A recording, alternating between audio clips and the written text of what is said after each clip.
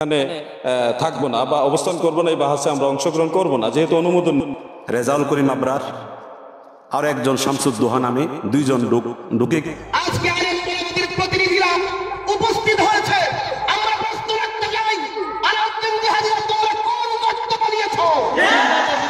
পীর নামক আপাদমস্তক শয়তান। আরে কোন মাজারে যদি তার মুরিদেরা সব সিজদা দেয়, বুঝবেন এটা মাজার না, এটা জাহান্নামের কাউন্টার। তাহলে আমরা ইবাদত করব একমাত্র কার? বলেন না, ইবাদত করব একমাত্র কার? ইয়াকা না'বুদু, আমাদের ইবাদত হবে একমাত্র আল্লাহর। কিন্তু আরেকটা আছে, সূরা ফাতিহায় আপনি যেমন পড়েন ইয়াকা না'বুদু, আল্লাহ আমরা তোমার ইবাদত করি, কিন্তু আরেকটা আসেনি ইয়াকা নাস্তাঈন, আসেনি? আসেনি? ওয়া ইয়াকা, আমরা সাহায্য চাইবো, আমরা চাইবো একমাত্র কার কাছে? এটার ব্যাখ্যা বুঝতে হবে, নাহলে আয়াত বুঝবেন না। আগে বুঝেন আহলুস সুন্নাহ ওয়াল জামাতের আকীদা, আহলুস সুন্নাহ ওয়াল জামাতের আকীদা, মনোযোগ, আহলুস সুন্নাহ ওয়াল জামাতের আকীদা তাকদীরের মালিক একমাত্র আল্লাহ। আর আস্তে বলেন তাকদীরের মালিক একমাত্র আল্লাহ। এজন্য আমরা ইমানে মুফাসসালে কি পড়ি? ওয়াল কদরি খাইরিহি ওয়া শাররিহি মিনাল্লাহি তাআলা। ইমানে মুফাসসালে আমরা পড়ি তাকদীরের ভালো মন্দের মালিক একমাত্র আল্লাহ। দেখেন, তাকদীর পরিবর্তন করতে পারেন একমাত্র আল্লাহ। ইন্না কুলুবাল ইবাদ বাইনা ইসবাঈর রহমান, বান্দার অন্তর আল্লাহ রাব্বুল আলামিনের কুদরতি আঙ্গুলের মাঝে, ইউকাল্লিবু কাইফা ইয়াশা, বান্দার তাকদীর পরিবর্তন করতে পারেন একমাত্র আল্লাহ। এজন্য পৃথিবীতে তাকদীর পরিবর্তন করতে পারে মাত্র একটা জিনিস। পৃথিবীতে তাকদীর পরিবর্তন করতে পারে মাত্র কয়টা জিনিস? হলো দোয়া। এটা হলো কি? নবী করিম সাল্লাল্লাহু আলাইহি ওয়াসাল্লাম কি বলেন? লা ইউরাদ্দুল কদরু ইল্লা দুআ। আল্লাহ রাব্বুল আলামিনের কাছে দোয়া করা ছাড়া, মোমবাতি জ্বালাইয়া, আগরবাতি জ্বালাইয়া, লাল সুতা বাইন্দা, সিন্নি দিয়া কখনো তাকদীর পরিবর্তন করা যায়? তাকদীর পরিবর্তন করতে পারে একমাত্র আল্লাহর কাছে। দেখেন আল্লাহ কেমন তাকদীর আমাদেরকে শিখিয়েছেন, আল্লাহ কিভাবে আমাদেরকে আকীদা শেখাচ্ছেন। আল্লাহ পবিত্র কোরআনে বলেন, হে মুহাম্মদ সাল্লাল্লাহু আলাইহি ওয়াসাল্লাম, ও আমার হাবিব, আপনার উম্মাহকে আপনি বার্তা পৌঁছে দিন। আল্লাহ কোরআনে কি মেসেজ দিয়েছেন?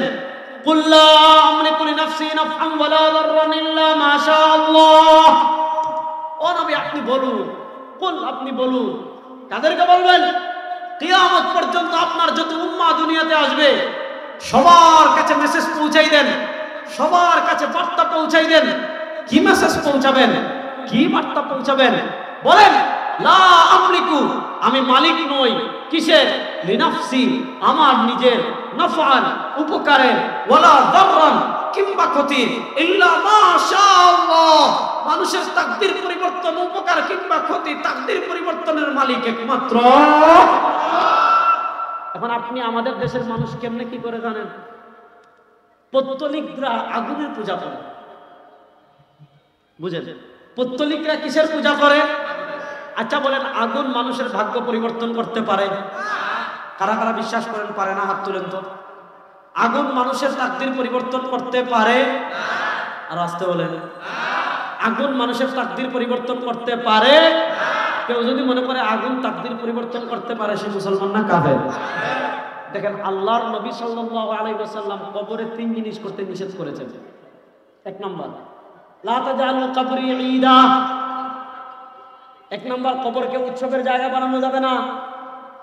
যে বিশাল 3 দিন ব্যাপী অমুক বাবার মাজারে মহাপবিত্র উরুস, এখানে সিন্নি রান্না হবে, ডেক রান্না হবে, গান বাজনা হবে, হই হুল্লোড় হবে।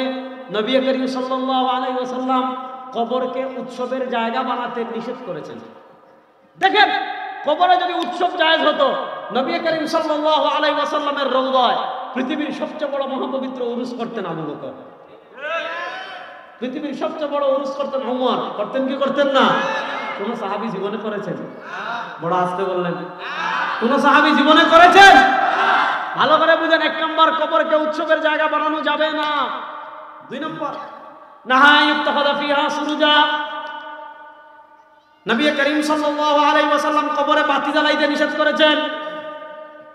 বাতি দুই প্রকারের বাতি, এক প্রকারের বাতি যে বাইরের বাতি, ভিতরের বাতি, মনের বাতি নিবাই দেয়, এই বাতি না। এখন তো একটা আমাদের দেশে ভণ্ড আছে, নামাজ পড়ে না। যদি দিকে নামাজ পড়াস না কই আমরা মারফতের নামাজ পড়ি, শরীয়তের নামাজ লাগে না। দেখবেন গান বাজনা করে জিগাইবেন গান বাজনা তো হারাম, কই ভাই আপনাদের শরীয়তে হারাম, আমাদের মারফতে হালাল। বল ভাই পর্দা করে না কেন? ভাই শরীয়ত আমাদের মনের পর্দা, বড় পর্দা, শরীয়তের পর্দা লাগে না। যদি কেউ ওইটা বলে এটা কাফের, যদি কেউ ওইটা বলে ওইটা কি? ভালো করে কথা শুনেন, আমি যেটা বুঝাতে চাচ্ছি, একটা হলো একটা কবর আছে, এখানে কোন ওলি আল্লাহর কবর আছে, ওখানে রাত্রে মানুষ জিয়ারতে আসতে পারে। এটার জন্য আপনি এইভাবে লাইট লাগাই রাখছেন যে যাতে রাস্তা দেখে মানুষ, এটা জায়েজ। এটা কি জায়েজ। কিন্তু মনে করেন আপনি বিপদে পড়েছেন, আপনার মেয়ের চাকরি হচ্ছে না, আপনার বিপদ দূর হচ্ছে না, আপনার ব্যবসা বরকত হচ্ছে না, আপনি কি করলেন? মোমবাতি কিনলেন 12টা, হরমসার মাজারে গেলেন, বদনাসার মাজারে গেলেন, খেতাসার মাজারে গেলেন, তারপর সাল্লা বাবার মাজারে গেলেন, বদনাসার মাজারে গেলেন, বালতিসার মাজারে গেলেন। এখন তো গাইবি মাজার আছে বাংলাদেশ। গত বছর গেলাম মাহফিলে, একদম ঢাকার পাশে রূপগঞ্জ, ওখানে একটা মাজার আছে আব্দুল কাদের জিলানির আস্তানা, আব্দুল কাদের জিলানির আস্তানা। ওখানে উরুস হয়, নাচ গান হয়, একদম পাশে মাহফিল দিছে। তো আমি গিয়ে বললাম, আচ্ছা শুনেন, যে লোকটা জীবনে বাংলাদেশ আসে নাই, হযরত আবু বকর রাদিয়াল্লাহু তাআলা বাংলাদেশ আসছেন, তার কোনো আস্তানা আছে? হযরত ওমর আসছেন, তার কোনো আস্তানাও? যে লোক জীবনে বাংলাদেশে আসে নাই, ওই ব্যক্তির আস্তানা বানিয়ে ভণ্ডামি করতেছে। তাহলে আপনি যে এই আকীদা লালন করলেন কবরে মোমবাতি জ্বালাইলে মনের আশা পূরণ হয়ে যাবে, আপনি যে বললেন কবরে লাল সুতা বাঁধলে মনের আশা পূর্ণ হয়ে যাবে, ও টাঙ্গাইলের মুসলমান, মনের আশা পূরণ করার একমাত্র মালিক কে? তাকদীর পরিবর্তনের একমাত্র মালিক কে? এবার বলেন, নবী মোমবাতি জ্বালানোর অনুমতি দিয়েছেন না নিষেধ করেছেন? এবার যারা আপনাদেরকে এগুলো শিখাবে যে মোমবাতি জ্বালাও, যারা বলবে এটাকে সিন্নি দাও, তাকদীর পরিবর্তন হবে, বুঝবেন এগুলো মানুষ নম্বরে আপাদমস্তক ইবলিস এবং শয়তান। এদের সাথে নবীর আদর্শের কোনো সম্পর্ক। আমরা বলি ওয়া ইয়াকা নাস্তাঈন, আমরা চাইবো একমাত্র কার কাছে? দেখেন এর মাসালা, আরেকটা সূক্ষ্ম মাসালা বলি না, পেট লাগাবেন। একটা মাসালা হলো ওয়াসিলা, আরেকটা হলো ইস্তেগাসা। আকীদার গুরুত্বপূর্ণ পাঠ বুঝেন। একটা মাসালা হলো ওয়াসিলা, আরেকটা মাসালা হলো ইস্তেগাসা।